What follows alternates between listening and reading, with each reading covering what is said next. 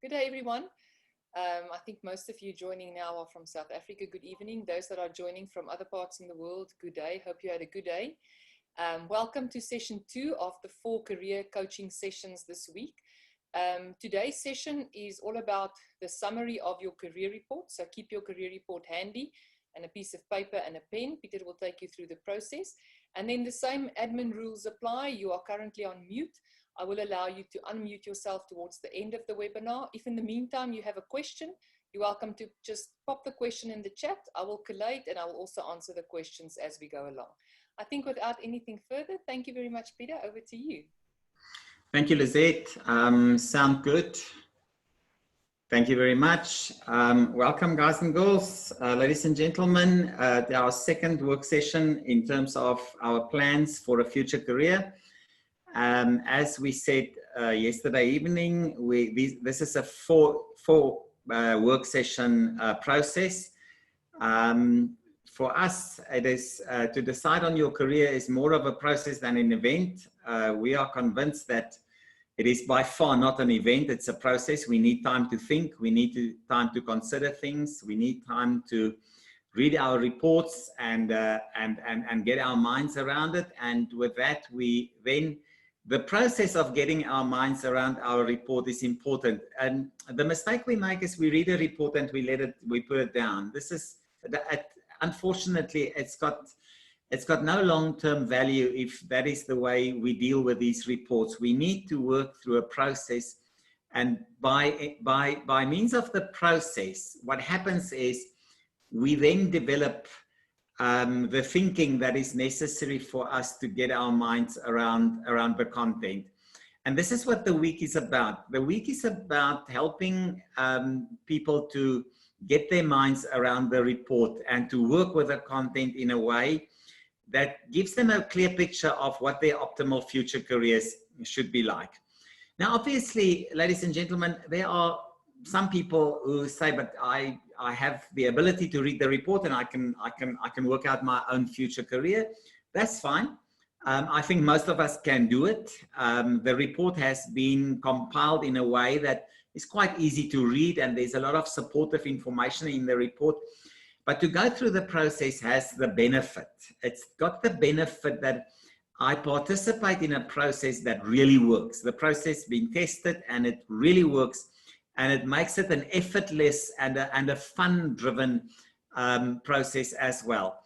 So what I'm going to do is I'm going to share my screen and then show you how I have summarized my report. Now, before I share my screen, what we need to do, ladies and gentlemen, is for us to get our minds around this future career and the planning of my career. And remember, anybody that needs a career plan at any stage is at the beginning of a new venture, of a new engagement, of a new career path that might follow the process.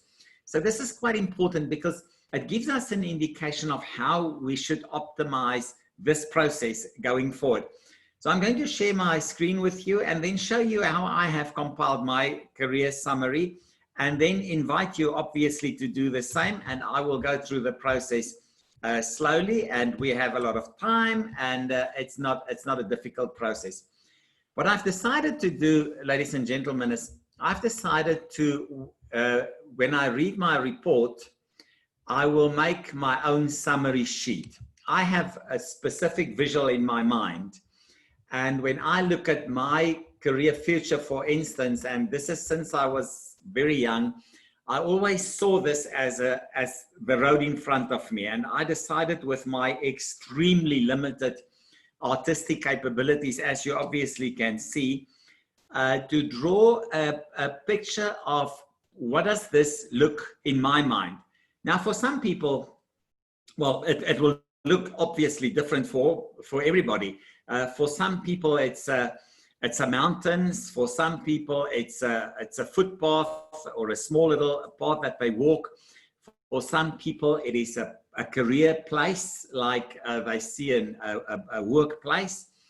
But the point is, what we need to do is we need to draw a picture that gives us the idea of progress, because a career is a progressive thing. Let me just deal with this in 1 minute.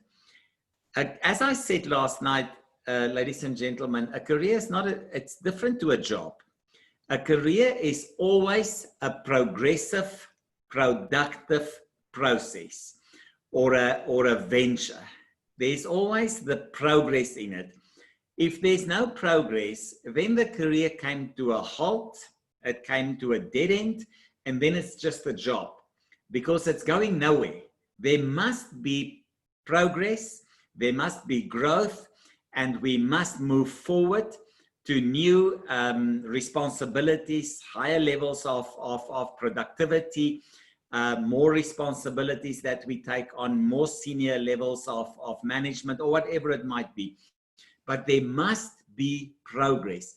If there's no progress, it's not a job, it's not a career anymore, it's a job. So draw a picture just by sort of freehand. And what I've done is to the right of your screen there, I have made a column to say, but what kind of a job would build this career that I am now going to summarize?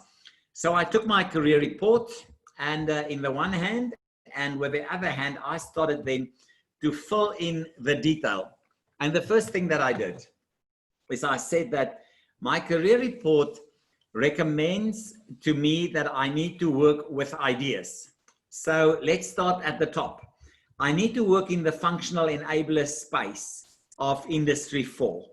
So that is in my mind sort of a very important moment when I discovered that my optimal future workspace in the world of Industry 4, where automation takes place and where things are being, where intelligent systems work with us, work for us, and sometimes do the things that we used to do, and now we don't need to do it anymore. And within that functional space, functional enabler space in Industry 4, there at the top of my summary sheet, ladies and gentlemen, the first thing that I must do is I must work with ideas. So that spot there, I tagged as I must work with ideas. Then I went further through my report and I saw that the environment that I must work in when I have a look at my report, the stable and dynamic content of my career, I need to be on the dynamic side. So the career that I follow must not be a routine type of work content. It must be dynamic. It must be, there must be opportunities to change. There must be opportunities to do different things, to apply an innovative mind and to say, but we need to, let's change the way we do things, or let's try something different. And there must be space for this. Now, you must remember, ladies and gentlemen, in some careers, you can't be dynamic.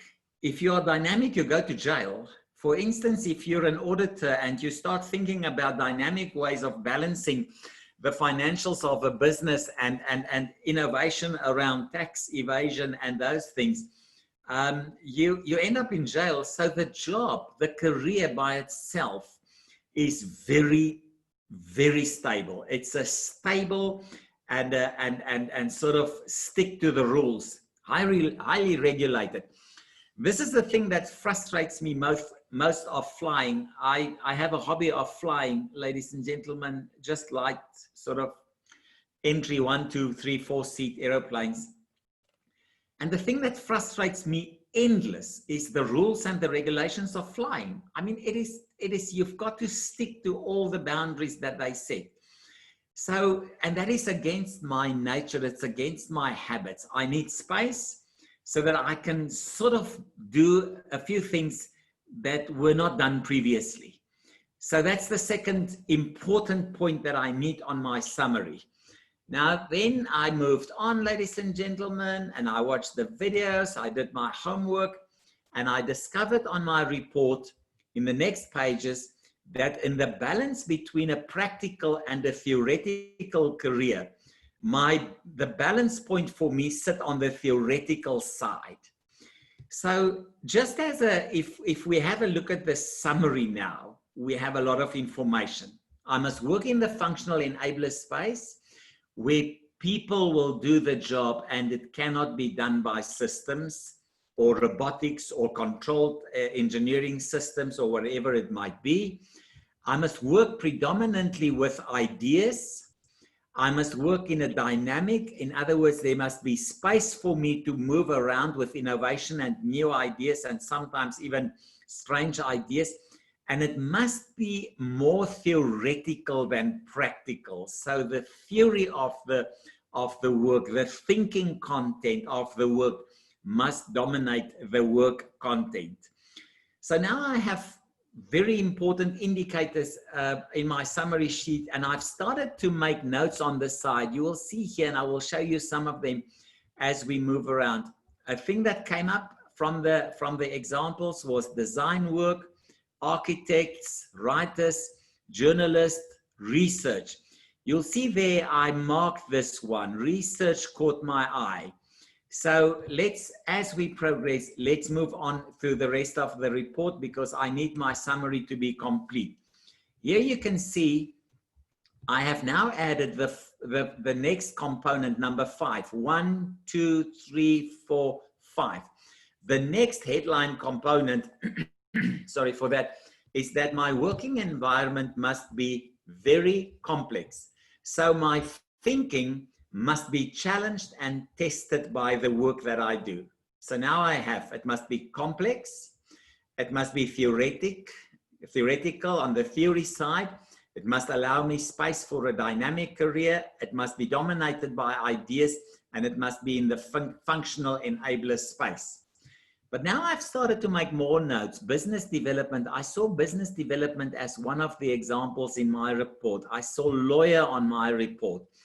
I saw lecturing and software development. So these are all the jobs, the building blocks that I've seen and that came into my mind as I read my report. So I started to make these sideline notes so that I can just apply a filter in my mind to get a clear picture.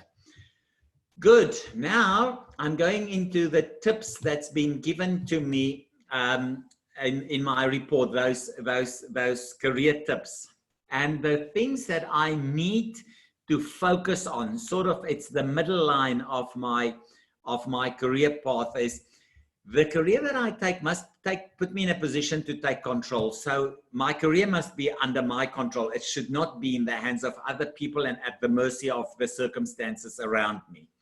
I must work with problems.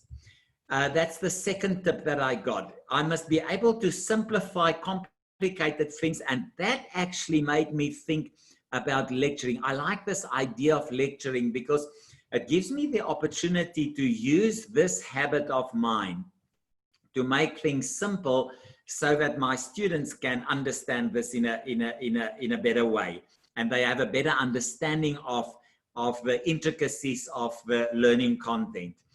And then I've also seen in my report that I need to have that it must be a quick environment. Things must move, and there must be progress, and things must not stagnate.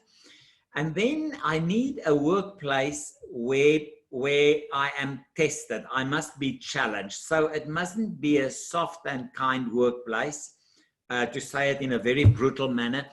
I must work in a workplace that is quite tough. So I need to stand my ground and be able to win the ideas and the arguments that I have. And that will satisfy me. It'll give me a high level of satisfaction for the job that I do. So now I'm going through my jobs again. Design work, architects, my artistic side is a bit shallow, as you can see. Academic writers, yeah. I like that. Journalists, I like that. It's a bit too regulated for me. I need a bit more of a dynamic environment. Research, I like this. Business development is good, a little bit controlled.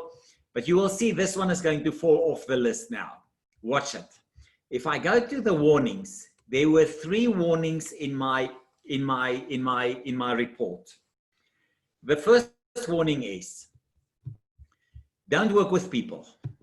Don't engage people on an intimate and a direct, in other words, the object of my work is the person. I mustn't do that.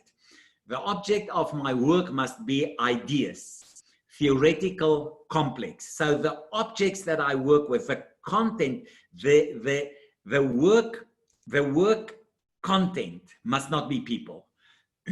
So now I need to think again. And then I battle to work with people in need. My habit of helping people in need, the fancy word is altruism, is extremely low. So the report warns me and says, Peter, don't work with people that are in need. You have to work with them. It's going to frustrate you.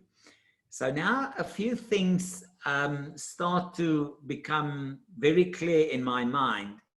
It mustn't be, the object of my work must not be the person, and it must be especially not the person, to emphasize that it must not somebody who is in need and who needs help. I'm a bad helper.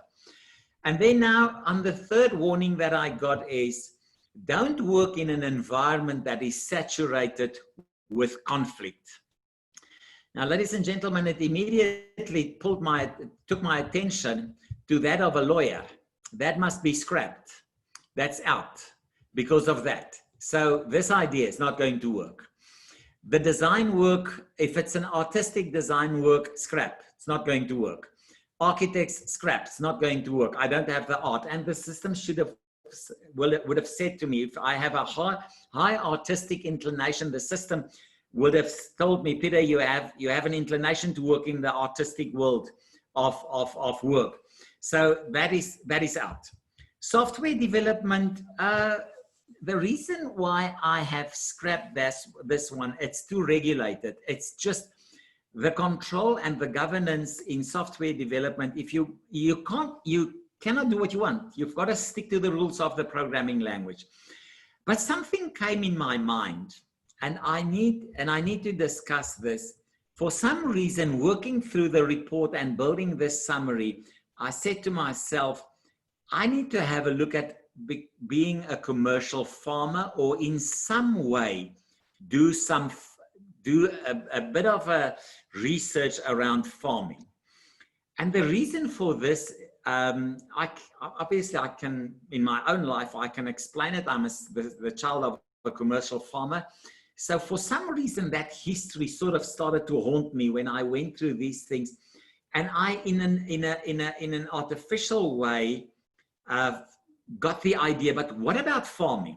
Now you will see, tomorrow evening we will test a career, and you will see that when I tested farming, despite the fact that I love a commercial farm and I am extremely interested in it, and any interest questionnaire or interest preference would direct me to farming, because it is, for me, it's a fascinating world, because it's the world where I grew up.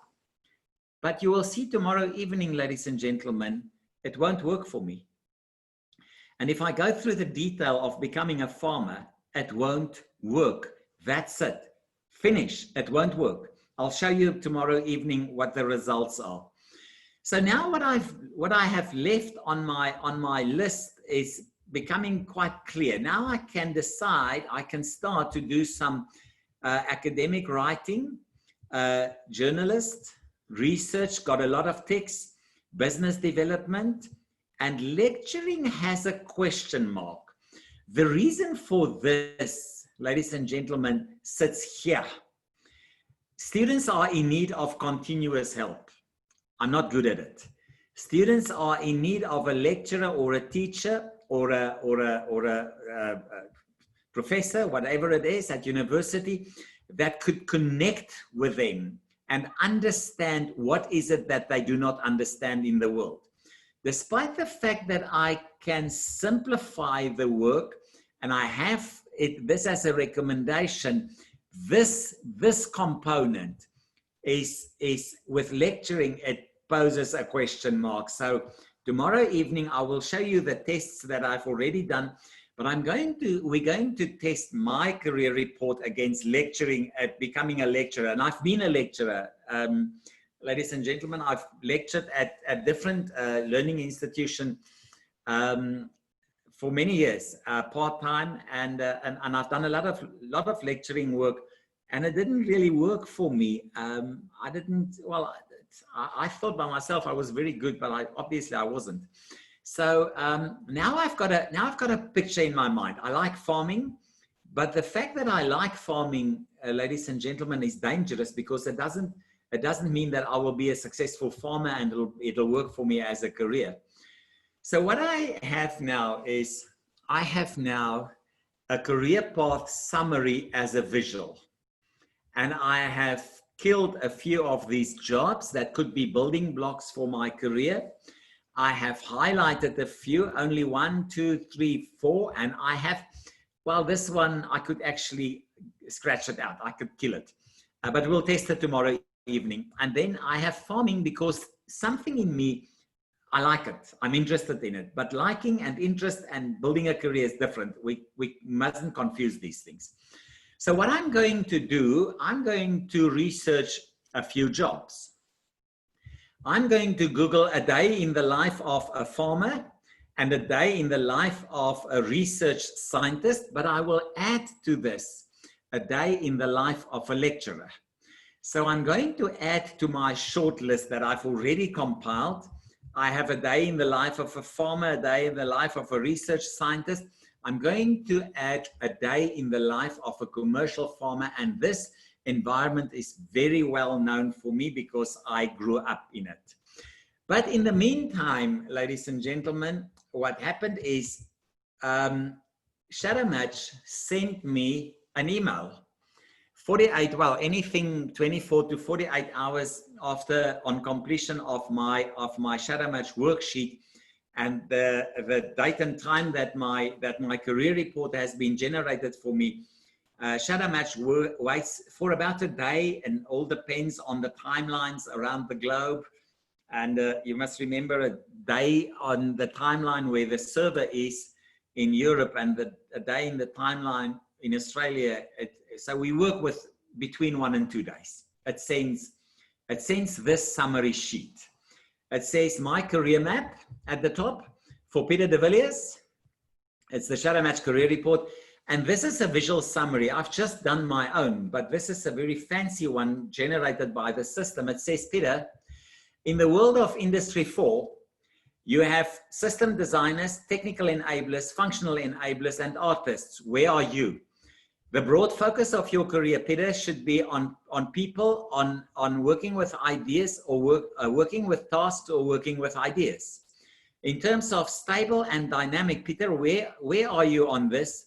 In terms of the balance between theoretical and practical, where are you on this balance sheet? And then on the low complexity side and high complexity side, where is this? And let's get a summary of your career tips. Now, ladies and gentlemen, please keep in mind, we can automate this, but we don't want to. Because what happens is, the moment this is automated and we send it to the individual as an already completed summary sheet, which is extremely easy to do, the individual will not work with the content of their report. And we then deprive them from the opportunity to think. This is why when we discuss the scope of automation of this summary sheet, I said, we should not do it, because we want the individual to do this in an active way. So I printed mine, and this is what it looks like. And again, you can see that the artistic way of doing things is not my forte. What I did is I blocked functional enabler.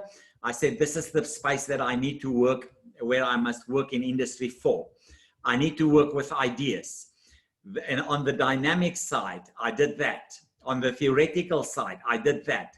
On the complex side, I added the words very complex, and I did that. I said my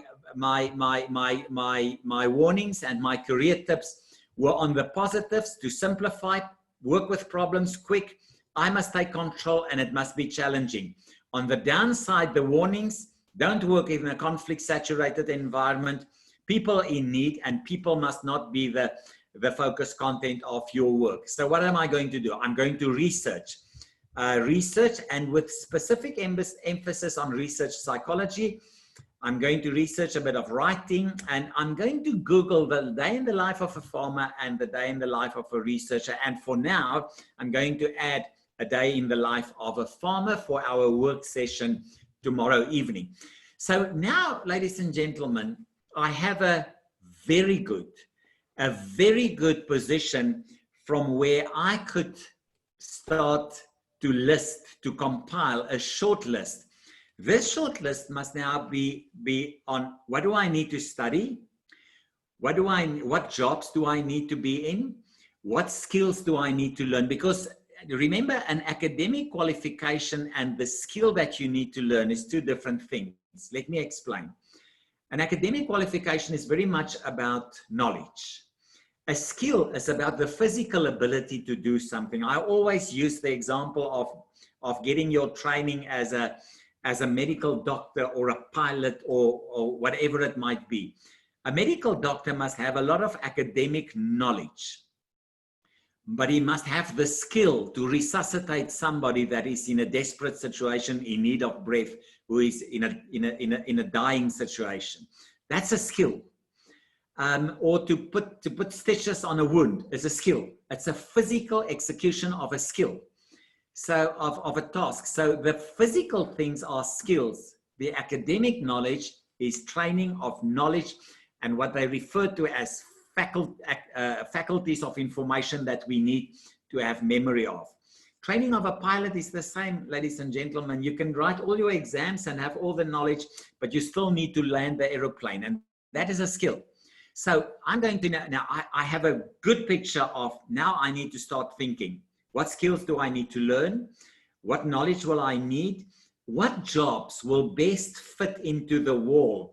I've got a template, and now I need to find the building blocks that will fit this template so that I don't start with a job that is not in line with working as a functional enabler, working with ideas, working in a dynamic environment, working theoretical, very complex, simplify, work with problems quick, take control, challenging for who I am, and careful, stay away from conflict, stay away from people in need, stay away from engaging people as the direct focus of your work content. Now, ladies and gentlemen, once we've done this, what happens in the brain is the brain starts to find specific blocks that will suit this career. I want to tell you a story. When I went to university, I started to play golf. I played quite serious golf, and I was in a team with one of my varsity friends. We became friends as a result of playing golf, and he was doing engineering. And when we met, he was in his 3rd year. I was in my 6th year, and he studied engineering, but he hated it. And the more I asked him, why do you keep on? He said, I must finish this degree. But he was very adamant about it. He must finish the degree. And on the day of his graduation, he gave the degree to his parents. And he said to his parents, here is the degree you wanted me to complete. Take it, frame it, put it against your wall, do with it whatever you want. I did it for you. From now on, I will become what I want to become. And he applied for a job as a traffic officer at the City Council of Pretoria. And he got the job. And he said to them, I want to be on a motorbike in the streets, enforcing the traffic laws of the city. That's what I want to do. They said, that's fine. And they said to him, and what about your engineering degree? He said, nothing about it. Treat me as if I don't have it. He then became a traffic officer, ladies and gentlemen. He loved it. He loved every moment of it, to such a level that in a few years, 1 or 2 or 3 years, they offered him an increase and a promotion to become one of the managers. And he said to them, so will this new position take me off the motorbike and off the streets? They said, yes. He said, I'm not interested. I'm not going to take it. This is what I want to do. And he stayed on the bike and in the streets of Pretoria for many years up to the time where he decided, well, it's time to move on. But he was the best. Took a management position and then senior management in traffic planning. And then obviously he started to fall back on his engineering degree that was very valuable at that point. And then he left the country. Later on, he became one of the traffic planners for London City. And he retired a year or 2 or 3 ago as the head of traffic planning and strategic traffic flow for the City of London. So what he had in mind, ladies and gentlemen, he never had in mind to become an engineer. Obviously, the knowledge helped him, but he never had it in mind to become an engineer. He had a different focus. And the engineering, the degree that he had, only helped him very later in his career because he had a good knowledge of mathematics and he had a good knowledge of systems. And when I spoke to him many years later, he said to me, Peter, if I started directly after school, I would have been much further because this is my passion. This is what I love. So when we start to design a career, ladies and gentlemen, we must find the building blocks that fit in the strategic plan of my career. What is my strategic plan? I've just shown you mine: to work with ideas in a dynamic environment, very complex, to work in the functional enabler space. That's the strategic career path that I need to follow. Things must fit that plan. And now I need to find the building blocks that will optimally fit this plan of my career, this strategic path of my career. And unless we go through the process, ladies and gentlemen, and unless we work with a career report as part of a process, we cannot come to a mature decision. And this is where some of us make the big mistake of turning the career design process into an event. It's not an event, it's a process. We must just stick to the process, and the career blocks will unfold in our minds as we progress. With that, I'm done. What you can do, I'm going to give you an idea what we will do tomorrow evening. Now, ladies and gentlemen, you must compile your summary.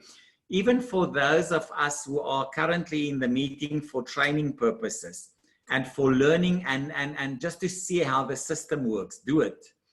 And the reason for this, ladies and gentlemen, it's the best thing to do it yourself if you want to feel the value of this process in your own life.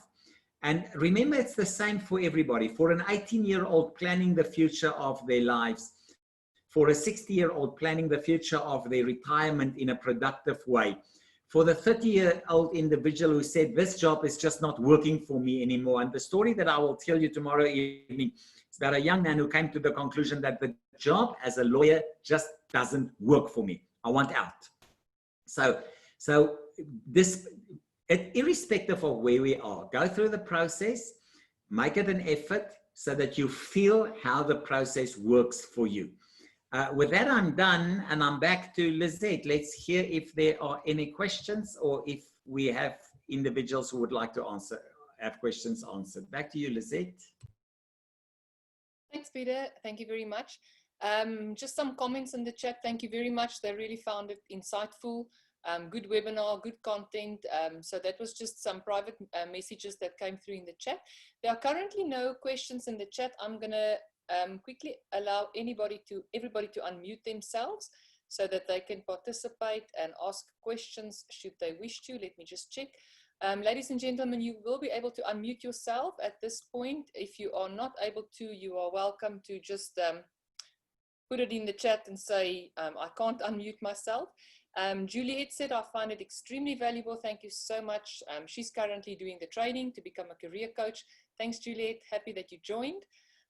Let's see if there are any other questions. You're welcome to raise your hand or just unmute yourselves. I see some videos coming on. Today's webinar was only scheduled until 7:45. It was only a 45 minutes. So Peter, well done. We've got 10 minutes to go. We don't have to fill the entire 45 minutes. Another thank you very much from Stephen van Sale. It was enlightening. Ladies and gentlemen, so tomorrow we will do the Test Your Career, as Peter said. So make sure that you join, that you have your career report ready. The Test Your Career is actually an interactive functionality that's on your Shadowmatch portal. So Peter will explain and demonstrate tomorrow, and you will then be able to go and do that after the session. I think with that, Peter, there's nothing. I'm just going to stop the recording, and we will still be around. And if there's any questions, you're welcome to ask. But anyway, thanks for joining.